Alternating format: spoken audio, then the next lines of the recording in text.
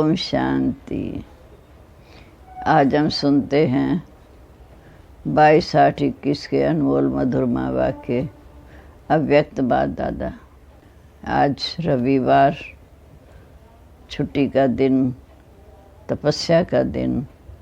आज प्यारे बाबा हम बच्चों के श्रेष्ठ भाग्य की लिस्ट बता रहे हैं, क्योंकि हम ब्राह्मण बच्चे ही भाग्यवान हैं।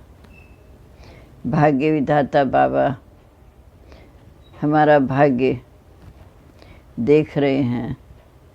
दुनिया की साधारण आत्माओं से भी श्रेष्ठ भाग्य है, क्योंकि हम कोटों में कोई चुने हुए बच्चे हैं।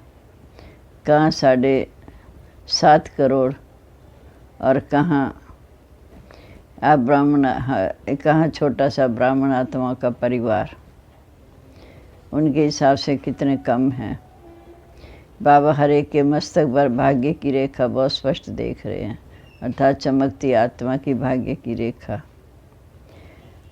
हाथ के ज्योतिष तो हाथों की रेखा देखते हैं, लेकिन बाबा मस्तक की रेखा देखते हैं कि आत्माएं कितनी भाग्यवान हैं। रूहानी बाप का परमात्म याद का अनुभव दृष्टि मिलते ही मिल जाती है। भाग्यवान आत्मा के संपर्क में हर आत्मा को हल्कापन महसूस होता है। ब्राह्मण आत्माएं अंतक तो हैं ही है, नंबरवार तो हैं ही, लेकिन सभी भाग्यवान बच्चे की निशानियां धीरे धीरे प्रत्यक्ष होती हैं। बाबा कहते थोड़ा समय बीतेगा तो बहुत ऐसी हालात होगी जो सबको अपने आप ही वैराग वृत्ति होती जाएगी।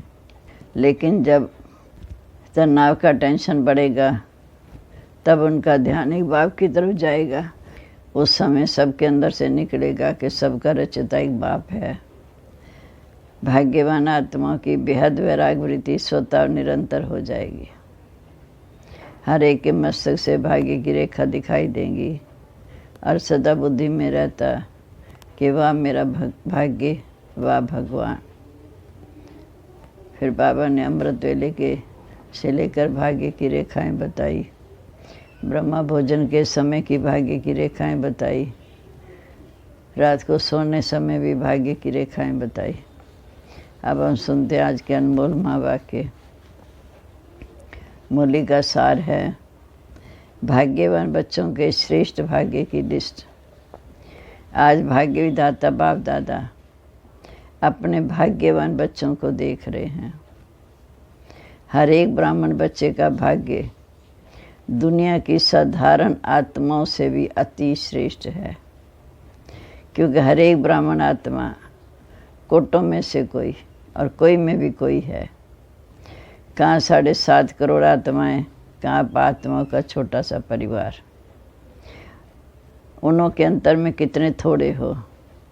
इसलिए ज्ञानी अनजान आत्माओं के अंतर में आप सभी ब्राह्मण श्रेष्ठ आत्माएं भाग्यवान हो। बाप दादा देख रहे हैं हर एक ब्राह्मण के मस्तक पर भाग्य की रेखा बहुत स्पष्ट तिलक के समान चमक रही है। हर एक के मस्तक पर भाग्य की रेखा बहुत स्पष्ट तिलक के समान चमक रही है।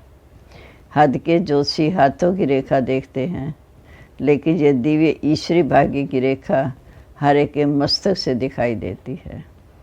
जितना श्रेष्ठ भाग्य, उतना भाग्यवान बच्चों का मस्तक सदा अलौकिक लाइट में चमकता रहता है।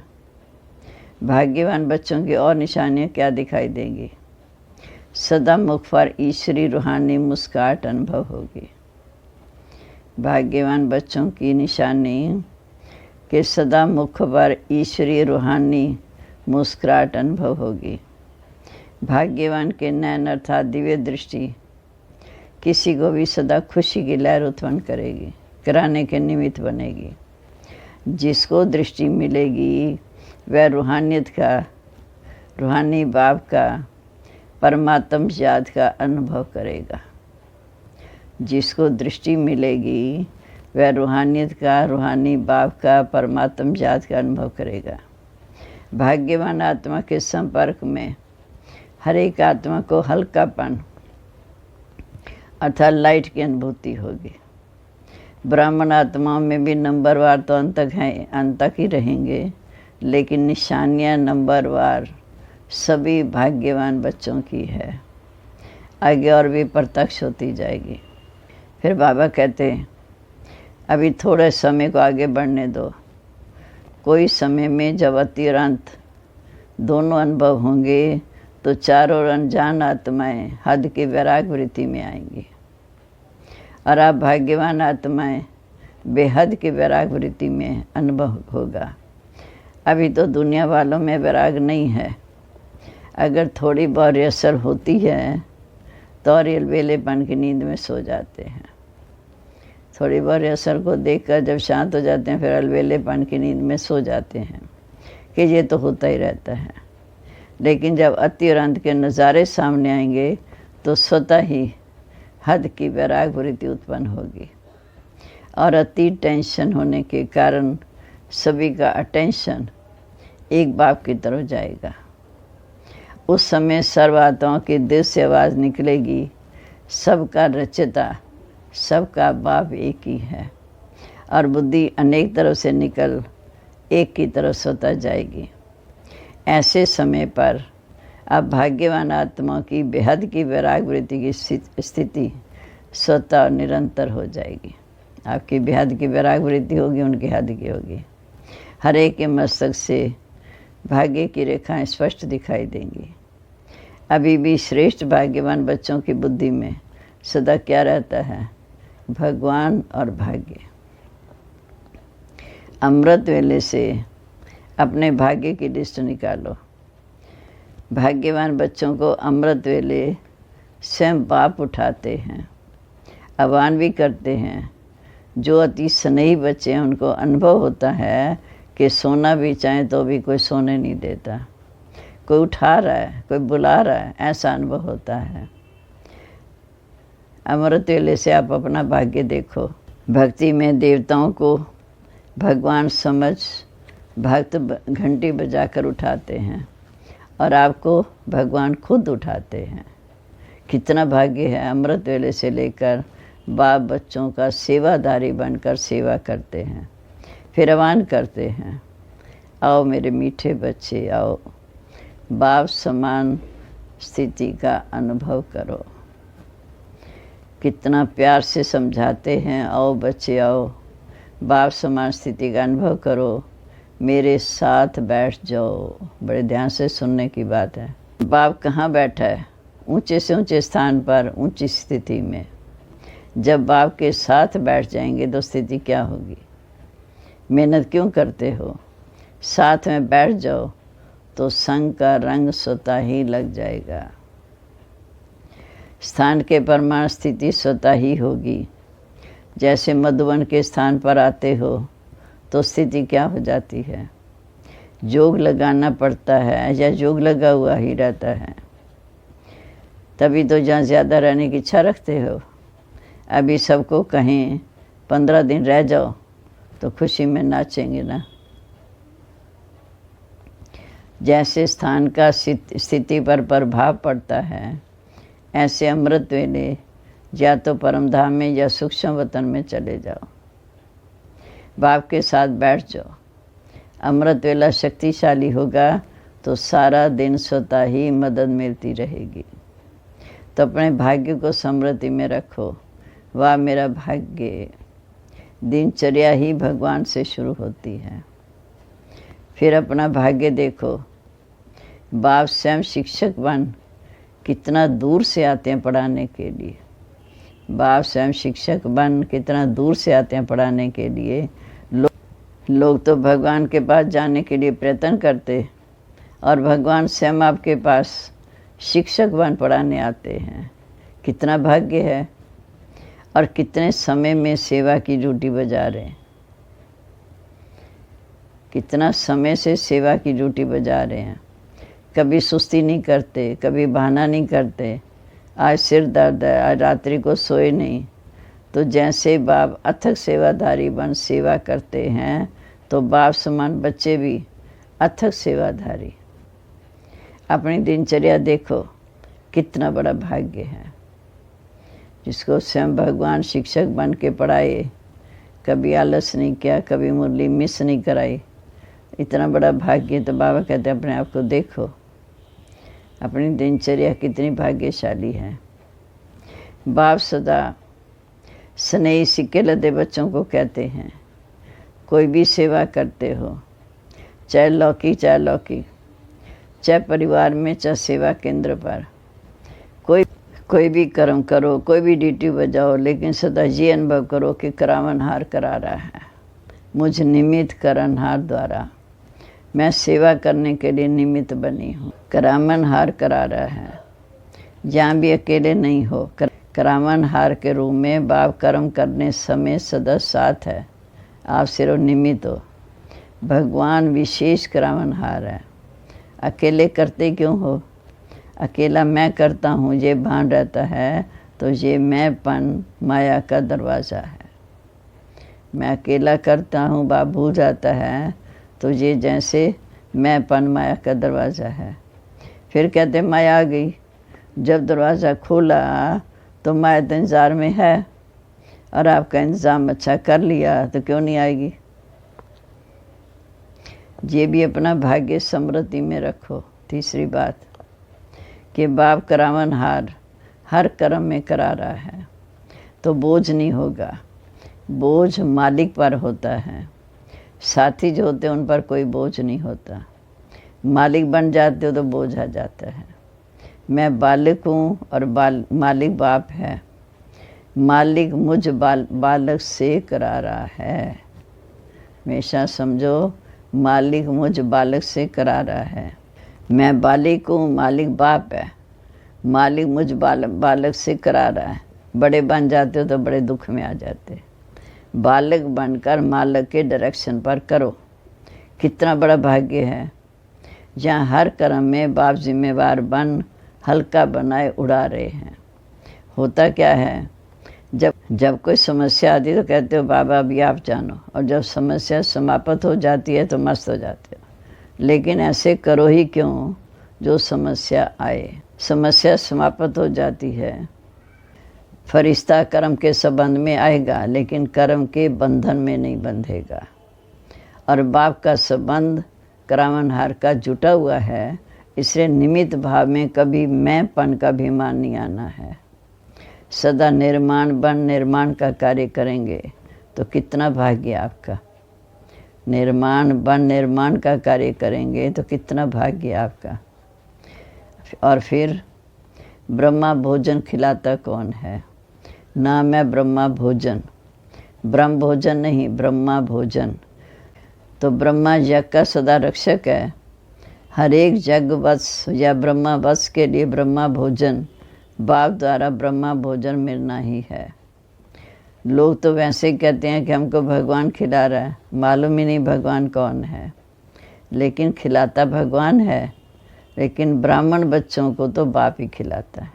चाहे लौकिक कमाई भी करके पैसे जमा करते, उसी से भोजन मंगाते भी हो, ये विशेष बात ध्यान देने की है। चाहे लौकिक कमाई करके पैसे जमा करते, उसी से भोजन मंगाते भी हो, लेकिन पहले अपनी कमाई बाप की भंडारी में डालते हो। बाप की भंडारी भोलानाथ का भंडारा बन जाता है। कभी भी इस विधि को भूलना नहीं। अपनी कमाई पहले बाबा की भंडारी में डालो, फिर उसे खर्च करो। नहीं तो सोचेंगे हम खुद कमाते हैं, खुद खाते हैं। वैसे तो ट्रस्टी हो, ट्रस्टी का तो कुछ होता नहीं। हम अपनी कमाई से खाते हैं, ये संकल्प भी नहीं उठ सकता। जब ट्रस्टी हो तो सब बाप के हवाले कर दिया, तेरा हो गया, मेरा नहीं। ट्रस्टी अर्थात तेरा, गृहस्थी अर्थात मेरा। आप कौन हो? गृहस्थी नहीं हो ना। भगवान खिला रहा है, ब्रह्मा भोजन मिल रहा है। ब्राह्मण आत्मा को ये नशा स्वतः ही रहता है, और बाप की भी गारंटी है कि जन्म ब्राह्मण आत्मा कभी भूखी नहीं रह सकती। बड़े प्यार से दाल रोटी सब्जी खिलाएंगे। ये जन्म भी दाल रोटी प्यार की खाएंगे, मेहनत की नहीं। इसलिए सदा ये समृद्धि रखो कि अमृत वेले से लेकर क्या क्या भाग्य प्राप्त है। सारी दिनचर्या सोचो। सुलाते भी बाप हैं, लोरी दे करके बाप की गोदी में सो जाओ तो थकावट, बीमारी सब भूल जाएगी और आप आराम करेंगे। सिर्फ आह्वान करो, आराम, तो आराम हो जाएगा। अकेले सोते हो तो और संकल्प चलते हैं। बाप के साथ याद की मीठी गोदी में सो जाओ। बाबा कहते मीठी बच्चे, प्यारे बच्चे, लोरी सुनते सुनते सो जाओ। देखो कितना लौकिक अनुभव होता है। तो अमृत वेले से लेकर रात तक सब भगवान करा रहा है। चलाने वाला चला रहा है, कराने वाला करा रहा है। सदा इस भाग्य को स्मृति में रखो, इमर्ज करो। कोई हद का नशा भी जब तक पीते नहीं तब तक नशा नहीं चढ़ता। ऐसे सिर्फ बोतल में रखा हो तो नशा चढ़ेगा नहीं। ये भी बुद्धि में समाया हुआ है, लेकिन इसको यूज़ करो। स्मृति में लाना अर्थात पीना, इमर्ज करना, इसको कहते हैं स्मृति स्वरूप बनो। ऐसे नहीं कहा कि बुद्धि में समाया हुआ रखो, स्मृति स्वरूप बनो। कितने भाग्यवान हो, रोज़ अपने भाग्य को स्मृति में रख समर्थ बनो। उड़ते चलो, समझा अब क्या करना है। डबल विदेशी हद के नशे के अनुभवी हैं।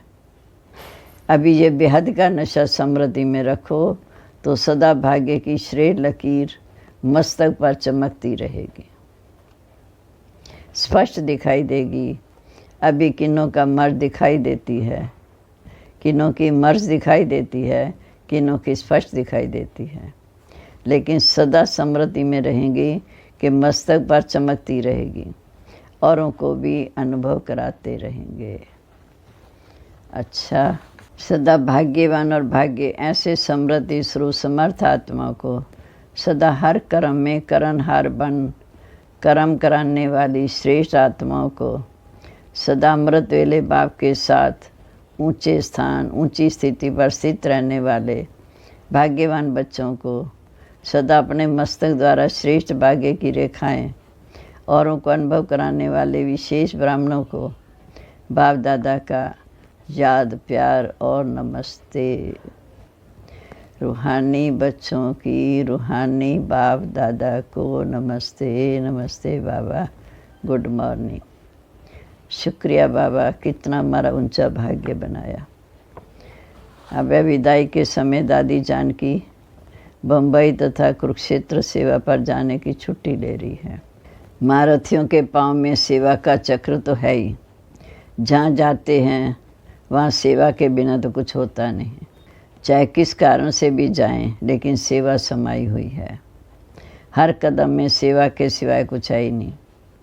अगर चलते भी हैं तो चलते हुए भी सेवा है। अगर खाना भी खाते हैं, किसको बुला के खिला देते हैं, स्नेह से स्वीकार करते हैं, तो ये भी सेवा हो गई। उठते बैठते चलते सेवा ही सेवा है। ऐसे सेवादारी हो, सेवा का चांस मिलना भी भाग्य की निशानी है। बड़े चक्रवर्ती बनना है तो सेवा का चक्र भी बड़ा है। अच्छा जी, अब है वरदान। तमोगुणी वायुमंडल में अपनी स्थिति एक रस अचल अडोल रखने वाले मास्टर सर्वशक्तिवान भव। तमोगुणी वायुमंडल में अपनी स्थिति एक रस अचल अडोल रखने वाले मास्टर सर्वशक्तिवान भव। दिन प्रतिदिन परिस्थितियाँ अति तमो प्रधान बननी हैं। वायुमंडल और भी बिगड़ने वाला है। ऐसे वायुमंडल में कमल पुष्प समान न्यारे अपनी स्थिति सतो प्रधान बनाना, इसके लिए इतनी हिम्मत व शक्ति की आवश्यकता है। ऐसे वायुमंडल में कमल पुष्प समान न्यारे रहना, अपनी स्थिति सतो प्रधान बनाना, इसके लिए इतनी हिम्मत व शक्ति की आवश्यकता है। जब ये वरदान स्मृति में रहता है, जब ये वरदान स्मृति में रहता है कि मैं मास्टर सर्वशक्तिवान हूँ, तो चाहे प्रकृति द्वारा, चाहे लौकिक संबंध द्वारा, चाहे दैवी परिवार द्वारा कोई भी परीक्षा आ जाए, उसमें सदा एक रस अचल अडोल रहेंगे। स्लोगन है, वरदाता बाप को अपना साथी बना लो तो वरदानों से झोली भरी रहेगी। वरदाता बाप को अपना सच्चा साथी बना लो तो वरदानों से झोली भरी रहेगी। आज का सम्मान है, मैं श्रेष्ठ भाग्यवान वरदानी मूर्त अचल डोल मास्टर सर्वशक्तिवान हूँ। मैं श्रेष्ठ भाग्यवान वरदानी मूर्त अचल डोल मास्टर सर्वशक्तिवान हूँ। ओम शांति। डबल लाइट बनो अव्यक्त इशारे। जैसे लाइट के कनेक्शन से बड़ी बड़ी मशीनरी चलती है, आप सभी हर कर्म करते कनेक्शन के आधार से स्वयं भी डबल लाइट बन चलते रहो। जहाँ डबल लाइट की स्थिति है वहाँ मेहनत और मुश्किल शब्द समाप्त हो जाता है। अपनेपन को समाप्त कर ट्रस्टीपन का भाव और ईश्वरी सेवा का भाव हो तो डबल लाइट बन जाएंगे। सदा संतुष्ट मणि बन सबको संतुष्ट करने की भावना।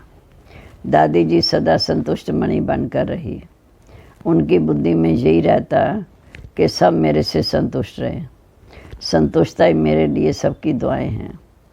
दादी जी कहती कि मेरी बुद्धि में यही रहता कि हमें सबको संतुष्ट करना है। संतुष्टता की दुआएं सबसे लेनी है।